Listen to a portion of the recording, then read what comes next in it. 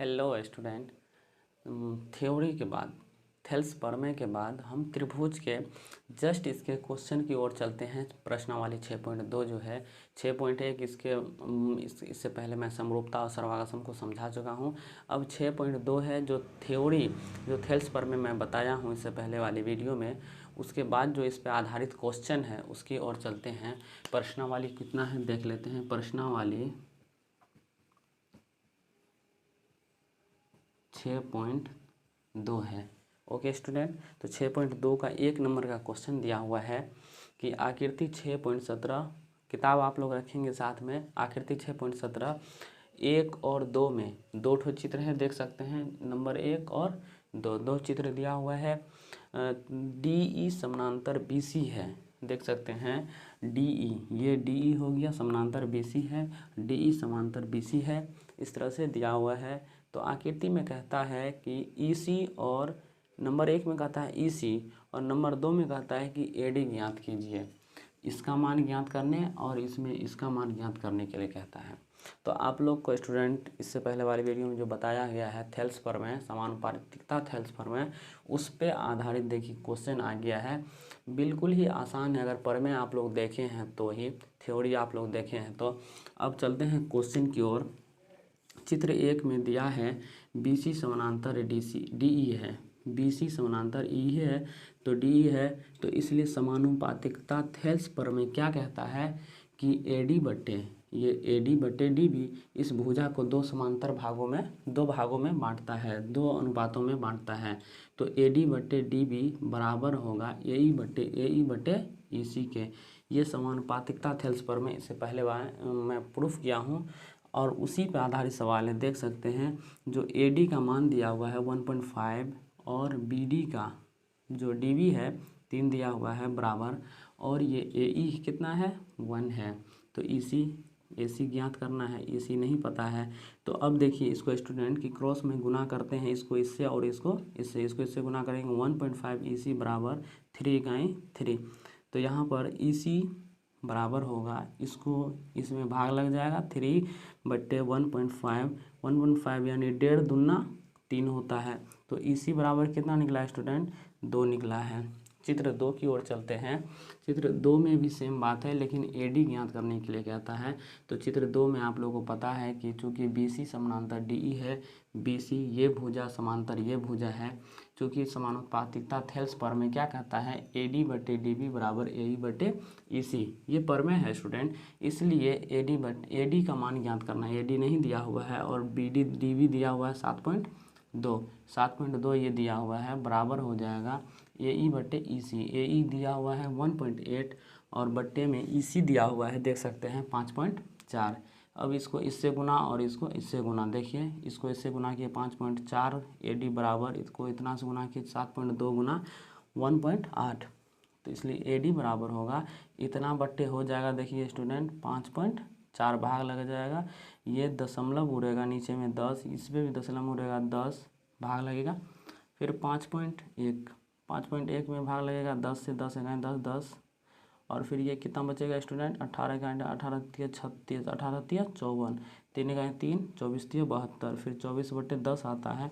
24/10 को हम कैसे लिख सकते हैं, 24/10 को 10 से भाग देंगे 2.4 आएगा। देख सकते हैं AD का मान कितना निकला स्टूडेंट 2.4। इस तरह से आपका सवाल सॉल्व होता है। 2 नंबर के सवाल की ओर चलते हैं, लिख लीजिए, इसको मिटा देते हैं। अगला क्वेश्चन क्या है स्टूडेंट, देखते हैं। 2 नंबर का दिया हुआ है किसी त्रिभुज PQR की भुजाओं PQ और PR क्रमशः बिंदु E और F स्थित है। इस पर क्या है, PQ और PR पर क्या स्थित है, E और F स्थित है।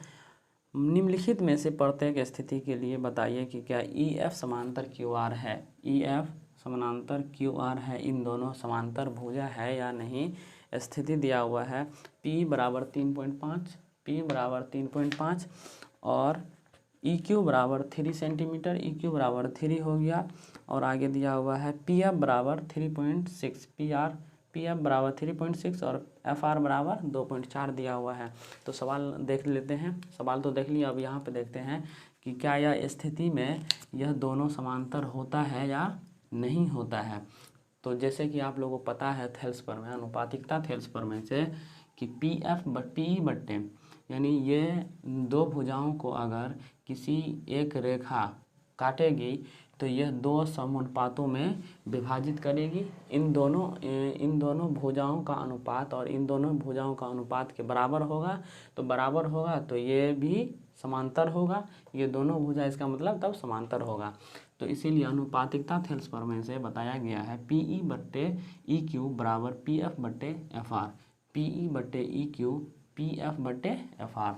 तो यहाँ पे एक नंबर का पहले सवाल सॉल्व करते हैं स्टूडेंट, वो तो अनुपातिकता थेल्स प्रमेय से है, हल किए कर रहे हैं। एक नंबर का देख सकते हैं, पीई दिया हुआ है 3.9, ई क्यू बराबर दिया हुआ है 3, एक नंबर में है, और पी एफ बराबर 3.6 और एफ आर बराबर 2.4।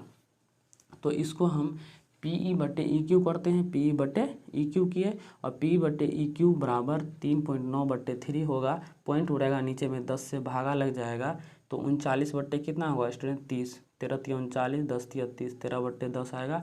अगर इसको दशमलव में तोड़ते हैं तो 1.3 आता है। ठीक है स्टूडेंट।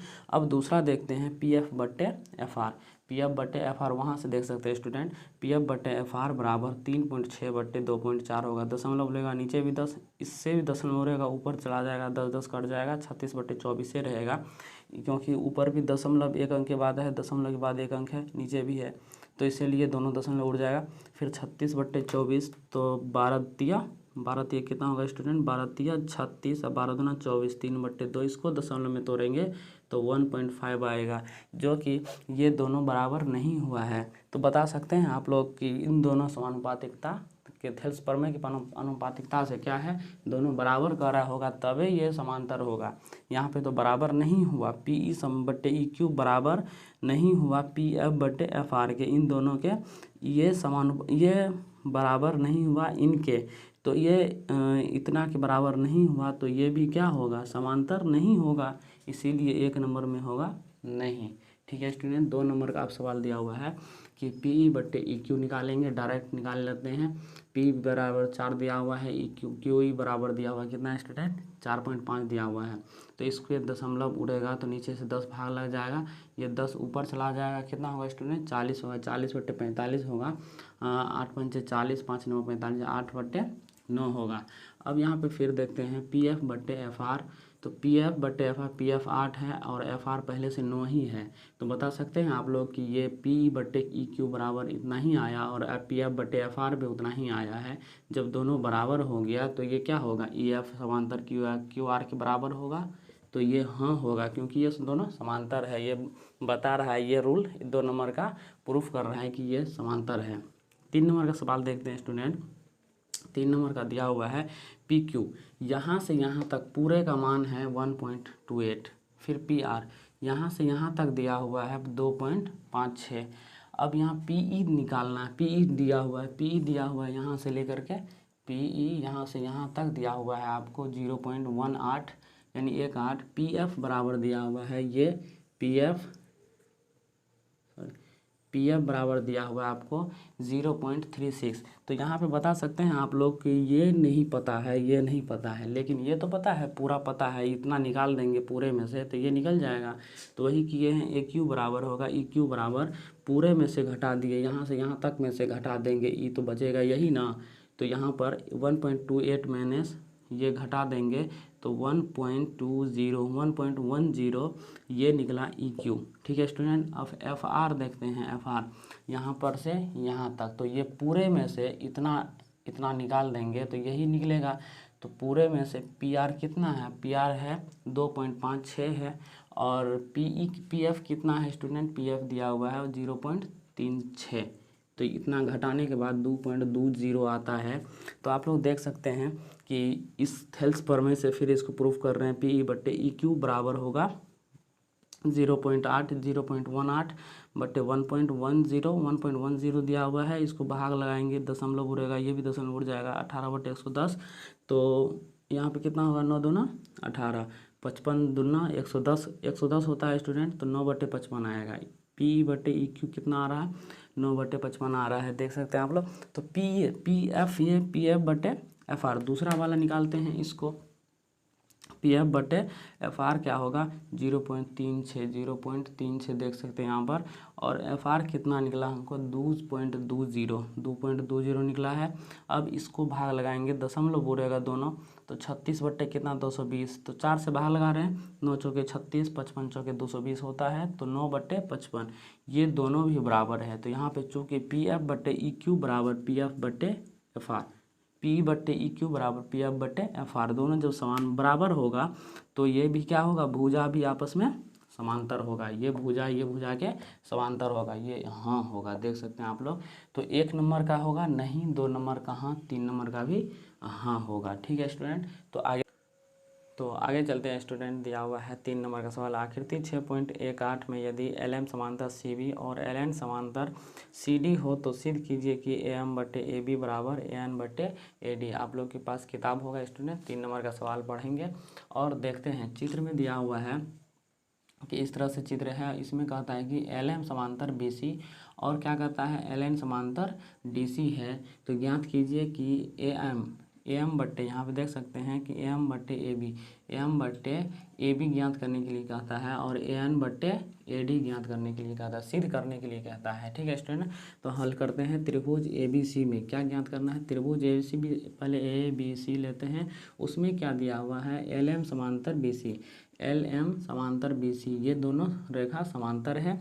तो समानुपातिकता थेल्स प्रमेय से हम ज्ञात कर सकते हैं ए एम बट्टे एम बी बराबर ए एल बट्टे एल सी। ये दोनों भुजा के समानुपात इन भुजा के समानुपात के बराबर होता है, अनुपात के बराबर होता है। तो पुनः ये समीकरण 1 हो जाएगा। पुनः ए सी डी में, पुनः इस त्रिभुज ए सी डी में, इस त्रिभुज में क्या ज्ञात करना है, एल एन पहले दिया हुआ है, एल एन समांतर सी डी, एल एन समांतर सी डी दिया हुआ है। तो ए एन बट्टे एन डी होगा बराबर ए एल बट्टे एल सी होगा। तो नंबर इसको समीकरण 2 मान लेंगे। अब देखते हैं स्टूडेंट, समीकरण 1 और 2 से हम पाते हैं क्या, देख सकते हैं कि ए एल बट्टे एल सी दोनों दायां साइड बराबर हो तो बायां साइड भी बराबर होगा। तो यहाँ पे ए एम बट्टे एम बी बराबर ए एन बट्टे एन डी हो जाएगा। फिर यहाँ पे दिया है एम बी बट्टे ए एम, ये क्यों हुआ, क्योंकि इसका जो है हम व्युत्क्रम ले रहे हैं, व्युत्क्रम, जब समानुपातिकता का व्युत्क्रम भी बराबर होता है, इसीलिए हम एम बी को ऊपर और एम को नीचे, इसको भी ऊपर इस नीचे, इस तरह से इसका व्युत्क्रम ले लिए, एम बी बटे एम बराबर एन डी बटे ए एन ले लिए। अब यहाँ क्या करते हैं, +1 दोनों और बायां पक्ष भी और दाएं पक्ष भी दोनों और एक जोड़ने पर इसको ज्ञात करेंगे कि एम बी बट्टे ये ए एम इकाई ए एम हो जाएगा, M B plus A M बट्टे ए एम होगा, और N D plus A N गुना 1 तो ए एन, और N D plus A N बट्टे ए एन होगा।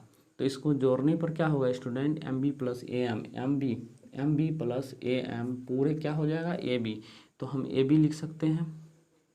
फिर बराबर बटे एम तो है, ये है बराबर, यहाँ पे N D plus A N, N D ये हो गया N D plus A N, इन दोनों को जोड़ने पर क्या होगा स्टूडेंट, ए डी ज्ञात होगा, ए डी बटे ए एन हो जाएगा।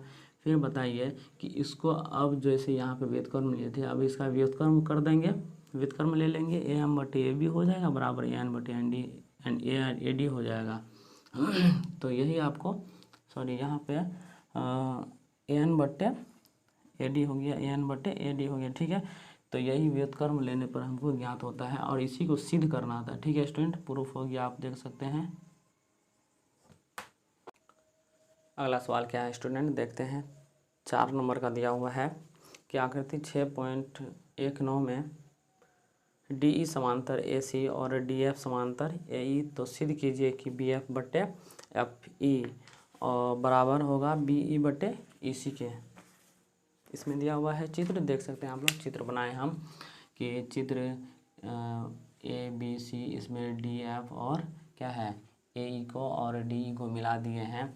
तो त्रिभुज यहाँ पर ए बी सी लेंगे, अगर त्रिभुज ए बी सी पूरे त्रिभुज लेंगे तो इसमें क्या है डी ई समांतर ए सी, ये डी ई ये रेखा जो है समांतर का रहा है ए सी के, इस रेखा के समांतर है। तो समानुपातिकता प्रमेय से क्या होगा, बी डी बटे ए डी हो जाएगा, बराबर होगा ए बी ई बटे ई सी हो जाएगा। ये समीकरण 1 मान लेंगे।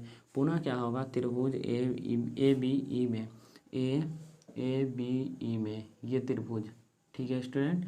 तो इसमें DF समांतर AE, DF यहाँ पे दिया हुआ है D और F समांतर AE, तो यही समांतर है। तो समानुपातिकता प्रमेय से ये भी होगा BD बट्टे AD, BD बट्टे BD बट्टे AD हो जाएगा बराबर BF बट्टे BF बट्टे FE हो जाएगा, FE हो जाएगा समीकरण 2। अब ये समीकरण 1 और 2 की तुलना करेंगे तो इसके बाएं साइड बराबर है, देख सकते हैं बाएं साइड बराबर है तो दाएं साइड भी बराबर होगा। समीकरण 1 और 2 की तुलना करने पर हम पाते हैं कि BE बट्टे EC बराबर BF बट्टे FE होगा।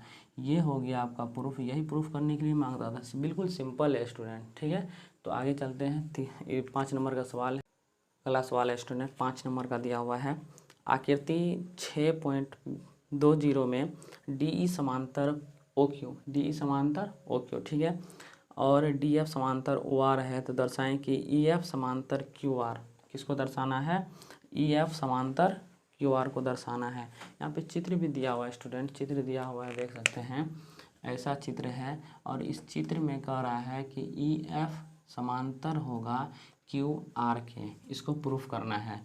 तो दिया हुआ हम चित्र से बनाते हैं, देखते हैं। त्रिभुज POQ में, त्रिभुज POQ, ये त्रिभुज में क्या है? DE समांतर OQ, ये दिया हुआ है। ये क्या है स्टूडेंट? दिया हुआ है। तो समानुपातिकता प्रमेय से होगा ना, फिर PE बट्टे EQ बराबर PD बट्टे DO ही होगा, PE बट्टे EQ बराबर PD बट्टे OQ होगा, DO होगा समान। इसको समीकरण 1 मानते हैं। अब यहाँ पे पुनः क्या कहते हैं? त्रिभुज POR में, POR ये त्रिभुज की बात करें, ये त्रिभुज, तो इस त्रिभुज में क्या होगा? DF समांतर Q, DF समांतर यहाँ पर OR दिया हुआ है, DF समांतर OR दिया हुआ है। तो समानुपातिकता प्रमेय से क्या होता है स्टूडेंट?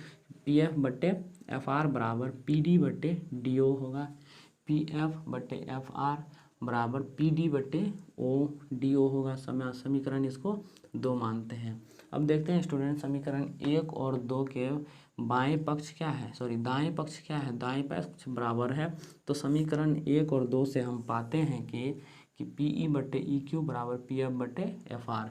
ये दाएं पक्ष बराबर है तो बाएं पक्ष भी बराबर होगा, इस तरह से बराबर है। तो अब बताइए स्टूडेंट, हमको पूरे त्रिभुज में, अतः त्रिभुज PQR में इतना दिया हुआ है, PE बट्टे EQ बराबर PF बट्टे FR दिया हुआ है। तो ये क्या है?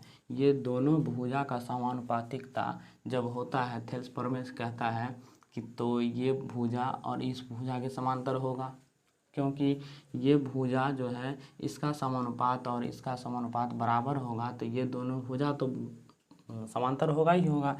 तो इसीलिए EF समांतर QR, तो ये दिया हुआ प्रूफ हो गया स्टूडेंट 5 नंबर का सवाल। तो आज हम इसको यहीं तक रोक देते हैं क्योंकि थोड़ा लंबा वीडियो, इसीलिए अगला क्वेश्चन जो है स्टूडेंट हम अगले वीडियो में अपलोड करेंगे, ठीक है। Okay student.